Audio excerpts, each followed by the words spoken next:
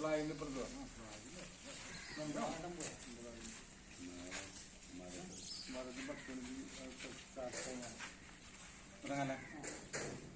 സ്വാതന്ത്ര്യ ദിനാഘോഷങ്ങളുടെ പരിപാടിയായിട്ട് റൂർലാൻഡ് ക്ലബ്ബിൽ നിന്ന് ഇവിടെ ഫ്ലാഗ് ഓഫ് ചെയ്യുന്ന ഈ പരിപാടിയിൽ പ്രസിഡന്റായിട്ട് സച്ചിദാനന്ദൻ അവരെ സ്വാഗതം ചെയ്യുന്നു.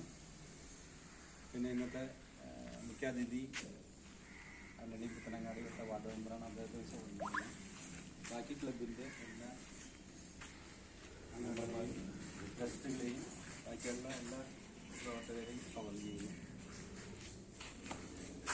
1979 അല്ല 80ാമത്തെ സ്വാതന്ത്ര്യദിനം ആഘോഷിക്കുകയാണ്. ഈ സ്വാതന്ത്ര്യം വന്ന വഴികൾ ബ്രിട്ടീഷുകാരിൽ നിന്ന് 1947 അതെല്ലാവർക്കും അറിയാവുന്നതാണ്. പക്ഷെ അന്ന് ജാതി വ്യവസ്ഥ, ഹിന്ദു, മുസ്ലിം, ക്രിസ്ത്യാനി അങ്ങനെ ഒന്നുമില്ല. സ്വാതന്ത്ര്യത്തിന് വേണ്ടി എല്ലാവരും പോരാടിയാണ്. ആ ഒരു ധാർമ്മികത നിലനിർത്തുന്നതിനും അതോടൊപ്പം തന്നെ ധീര ദേശാഭിമാനികളെ സ്മരിക്കുന്നതിനും ഉള്ളൊരു സുന്ദര സുദിനമായിരിക്കട്ടെ ഇത്. എല്ലാവരോടും ഈ റിവർലാൻഡ് ക്ലബിന്റെ പേരിൽ എല്ലാവരും സഹോദര്യവും നിലനിർത്തുക, പിന്നെ പരിസ്ഥിതിയെ സ്നേഹിക്കുക, നമ്മുടെ സഹപ്രവർത്തകരോട് അല്ലെങ്കിൽ കൂട്ടുകാരോട് നിലനിർത്തുക, മാന്യ സീനിയർ സിറ്റിസൺ അതുപോലെ തന്നെ പ്രദേശവാസികൾ എല്ലാവരെയും പരീക്ഷിക്കുക. രാജ്യത്തിന്റെ ഉന്നമനത്തിനും അതുപോലെ തന്നെ മുമ്പോട്ടുള്ള പ്രയാണത്തിലും ഭാഗവാക്കാൻ ഈ ക്ലബിന് കഴിയട്ടെ എന്ന് ആശംസിച്ചുകൊണ്ട് എല്ലാവർക്കും സ്വാതന്ത്ര്യദിന ആശംസകൾ.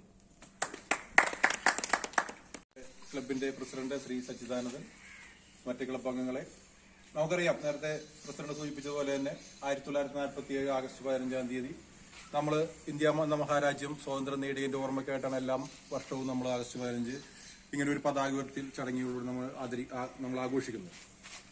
നമ്മുടെ നേരത്തെ പറഞ്ഞ പോലെ തന്നെ എല്ലാവർക്കും അറിയാവുന്ന പോലെ തന്നെ നമ്മുടെ ഇന്ത്യ എന്ന മഹാരാജ്യത്തിന്റെ സ്വാതന്ത്ര്യത്തിന് വേണ്ടി നമ്മുടെ ദേശാഭിമാനികളായ പൂർവ്വ നേതാക്കന്മാർ അവരുടെ ജീവത്യാഗം വരെ കളഞ്ഞുകൊണ്ട് നമ്മുടെ രാജ്യത്തിന് വേണ്ടി സ്വാതന്ത്ര്യം നേടിത്തന്നു.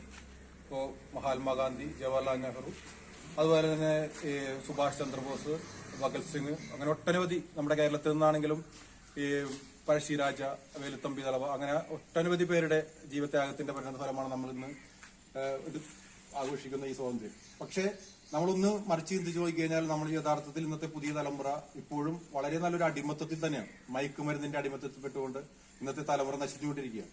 അതുപോലെ തന്നെ ഡിജിറ്റൽ യുഗത്തിൽ അവരുടെ ഭാവികൾ, അവരുടെ ഓരോ പ്രയത്നങ്ങൾ, പ്രവർത്തനങ്ങൾ കംപ്ലീറ്റ് ഈ ഡിജിറ്റൽ യുഗത്തിന്റെയും അതുപോലെ തന്നെ ഈ മയക്കുമരുന്നിന്റെ അടിമത്തത്തിൽ പോയിക്കൊണ്ടിരിക്കും. അപ്പൊ അതിനെതിരെയുള്ള ഒരു സ്വാതന്ത്ര്യ സമരം ഇനി മുന്നോട്ടുള്ള കാലഘട്ടത്തിൽ വേണ്ടിവരുമെന്നാണ് എനിക്ക് ഈ നേരത്തെ പറയാനുള്ളത്.